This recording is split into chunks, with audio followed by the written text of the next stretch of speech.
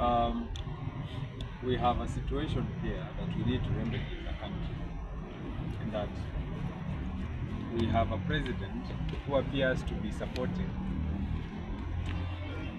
a rogue police force.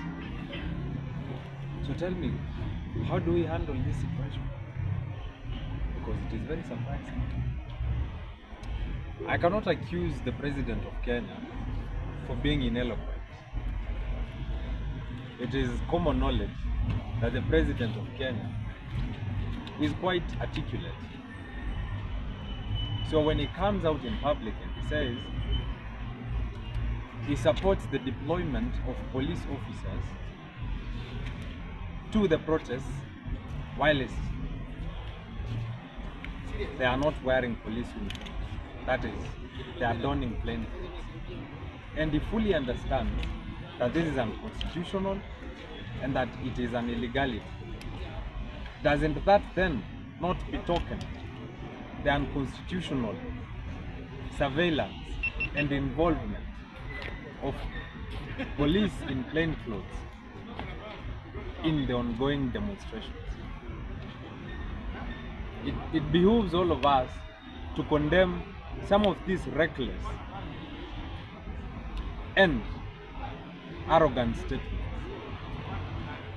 because you cannot convince me that this is not being arrogant. You cannot tell me that you understand there is a court order that has barred police officers from attending demonstrations while donning plain clothes, and you still support that. That tells us that when public officers and state officers misbehave and no action is taken on them, the president is behind them. The president has emboldened them to act in this way and to violate the Constitution.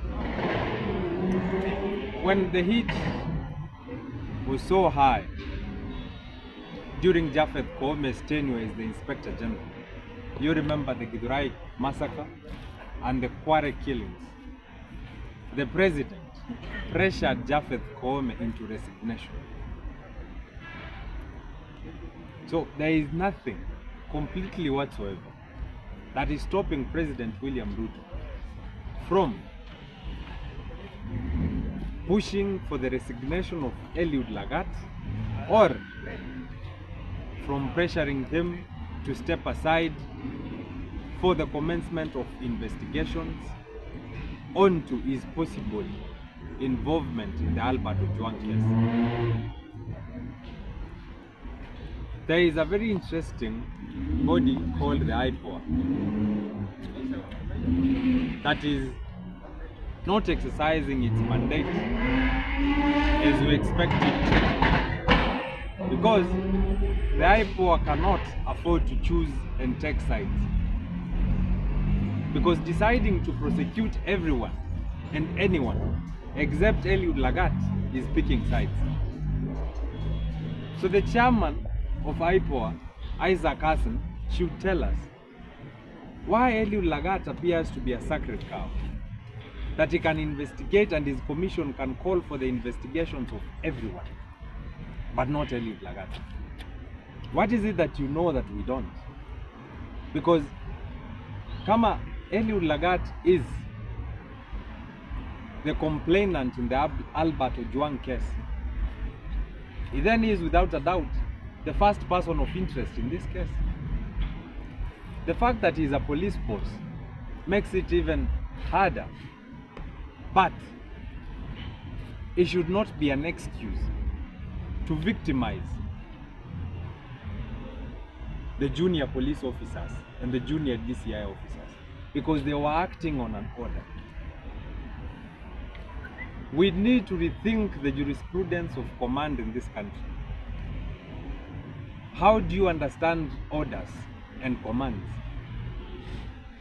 And how are some of these orders enforceable, and which orders are not enforceable? Because the police bosses, for a very long time in this country, have been issuing illegal and unconstitutional orders which they expect to be followed to the letter by the junior officers without question and without fail. And when tragedy knocks, when a crisis comes about, the police bosses sacrifice the junior officers, hata kama ni wao waliwatuma. We need to rethink that. It needs to be factored somewhere in between the laws on police conduct and police regulation. We need to revise those laws. We need to free our officers from executing and following illegal orders that are unconstitutional and violate the rights of other Kenyans. Because if we don't do that, we are not going to break the chain. And we are not going to solve this problem. So in my supposition, I think we should rethink the laws on police conduct and the laws on the legality of commands and orders, and we also need to enforce police reforms. Unfortunately, we expect the president to be the initiator and the biggest proponent of constitutionalism, the rule of law, and police reforms. But we don't see that from him. We don't see that good faith. And we are asking the president, if you are unable to institute simple remedial action as this, ni kama hiyo kiti imekushinda, please leave the seat to us. We think we can do a better job. Because we are not going to continue tolerating and condoning extrajudicial killings, torture, detention, and the mauling of protesters and critics in 2025. Hiyo vitu mungefanya huko wakati wa Moi.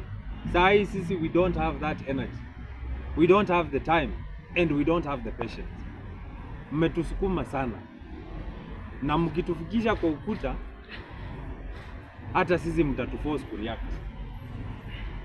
Kwa sababu ni mtoto wetu mnaua, ni mtoto wetu mnatocha, ni watoto wetu mnasukua.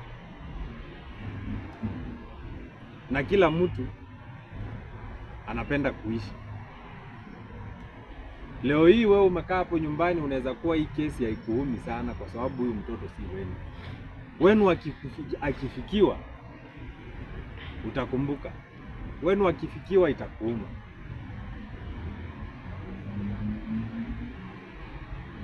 Bwana Ipoa, Bwana Chairman Ipoa, if you want to win the public confidence in the Ipoa Commission, we expect you to fastidiously call for the suspension of Eliud Lagat and commence investigations on Bwana Eliud Lagat. Investigating someone does not mean they are guilty.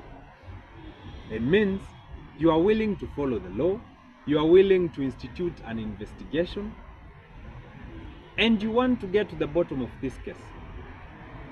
You cannot appear to want to prosecute everyone and anyone except Eliud Lagat. Then you would leave us with no option but to surmise that you have been pocketed by William Ruto, or that you are a friend to Eliud Lagat and you cannot handle this case because of conflict of interest. Then we will have to call for your resignation, we will have to call for your firing, because then you would have proven to us that you cannot handle cases impartially. Let me get to the budget. Before maybe you get to the budget, some of the individuals are taking in a certain information saying that this death of Albert in fact, Albert Ojwang's death is political, because some of the officials who are supposed to be dismissed and who are believed to be behind the case, they are still in office. What can you say about that? Is truly this issue political, and that is the main reason why maybe these officials are still in office? We cannot rule out the involvement of politics in this case, because it is not lost to us that the president appoints the deputy inspector general, the inspector general, and most of the security chiefs in this country. He appointed the director of DCI, he appointed the Ipoa chairperson, he appointed the DPP. Myself, I have questioned these appointive powers of the president so many times, and I have requested our MPs, well, we know we don't have a parliament, but just in case they can, to rethink the appointive powers of the president and to possibly curtail these powers. The president should not be appointing almost everyone. The president appoints all the security chiefs, the president appoints the chief justice, the president appoints the attorney general, the president appoints directors. Doesn't that then mean that almost everyone is answerable to the president? That means that if the president does not want an expeditious and a thorough investigation on a certain case, then that investigation will be as shoddy as they come. That means the president will give a call or do a call to the Ipoa chairperson and instruct him to dilly-dally and play hide and seek with Kenyans till they forget this case, because he's the appointing authority. The president appointed the Deputy Inspector General of Police, Eliud Lagat. And we can see there is no intention from both Ipoa or the DPP to prosecute Eliud Lagat. We've also not seen the president pressure Eliud Lagat into resignation, just like he did with Japheth Koome. That tells you probably the president is protecting Eliud Lagat. That is how the political dynamics come into play. Why is it possible that Eliud Lagat is being poised and foisted as the next Inspector General? Is that a possibility? Because we know Masengeli possibly cannot ascend to the Inspector General position after Kanja retires this year. I think he's supposed to retire this year. Because Masengeli has a case in court for contempt of court. So it appears Eliud Lagat is the only viable option by now. But then, there are so many police officers befitting of the position of Deputy Inspector General. Why wouldn't the president suspend Eliud Lagat, replace him with an acting Deputy Inspector General, so that the case really takes up pace, because we cannot really have a solid and a watertight case without the prosecution of Eliud Lagat. And then if he clears his name, Eliud Lagat then comes back to his role as the Deputy Inspector General of Police. I am submitting to you that if Ipoa is serious about this case, they can expedite the charges on the said individuals, and by the close of business this year, this case will be done with. We would have people jailed and sentenced for the death of Albert Ojwang. But we've seen that the Ipoa does not have the intention of investigating cases fastidiously, because it wants the Kenyan people to forget these cases. It wants to dissuade us, and it wants to ensure that our interest in these cases goes down. And after that happens, these cases are withdrawn, just like Baby Pendo's case was. So to answer your question, yes, there's a political angle to this case. If there wasn't, the president would have already suspended the DIG. And today, we would have pressured the Ipoa Commission to institute charges on the DIG. But it appears he is untouchable. Why? Is he a personal friend of the president? Is he above the law? What is so special about it? That we are so willing, and everyone is so willing. I mean, the other side, the police bosses are so willing to sacrifice the junior officers, but not the issuance of orders, because the junior officers follow orders issued by their bosses. So who issued the orders? Safaricom should tell us, or whoever holds the communication data of the police service should tell us and come clear on this, on who issued the order for the arrest, detention and torture of Albert Ojwang. It has been confirmed that DIG Eliud Lagat called the OCS Emmanuel Talam and they negotiated for 18 minutes. It has been discussed in Parliament. What were they discussing? Because we know that Emmanuel Talam is the OCS of Central Police Station. Possibly, Talam was unwilling to have Albert Ojwang booked at the Central Police Station. And he should also explain to us what is it that he was negotiating with DIG Eliud Lagat, and what were his reservations to the booking of Albert Ojwang at the Central Police Station. Some of this information needs to be brought to light. I understand that some of the conversations and the calls are quite sensitive in nature, and they cannot be disclosed to the public. But surely, Ipoa as a commission can get access to this call data and can go through this data, and after going through this data, they can sieve through and tell us what calls really raise questions in regards to this case, and who called who and what they say. As simple as that. Because if Safaricom can produce data, including messages and call logs of who you call, and that is how most of our citizens have been tracked down, then why wouldn't Safaricom or whoever handles the communication data of police present to us this data, so that we interrogate this data, or the Ipoa interrogates this data on our behalf and confirm to us without a doubt who issued the orders for the torture, detention and arrest of Albert Ojwang. Mimi nataka kuongelea budget lakini mmeniweka hiyo kesi. James Mulamba, before you go far away from the what you have been speaking about, yeah? There's something I wanted to ask you about.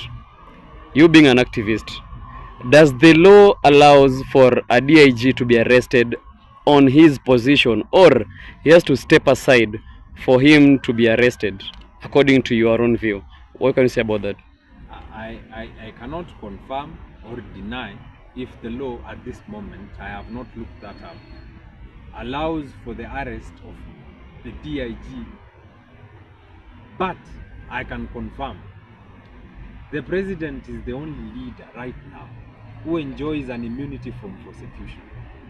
So it clearly tells you that any officer, any state officer in Kenya, including a security officer, except the Kenya Defense Forces, can be arrested, tried and sentenced. Any state officer except the president and the KDF. The KDFs are tried at the court-martial. The president can only be tried when he leaves office. But every other state officer is subject to the constitution and to the law of the land. So they can be arrested, they can be investigated, and they can be sentenced. Then, according to the statement that is trending on X right now, there's something called Kenyans are really pushing of something called public arrest. Suppose the government won't act, or the president won't act on the arrest of Eliud Lagat. Are Kenyans allowed to do something called public arrest? Yes, they are very at liberty to do this. It is in the constitution. I cannot recall often the chapter or the article, but I will confirm that and probably share in the comment section. Chapter 1 Article 2.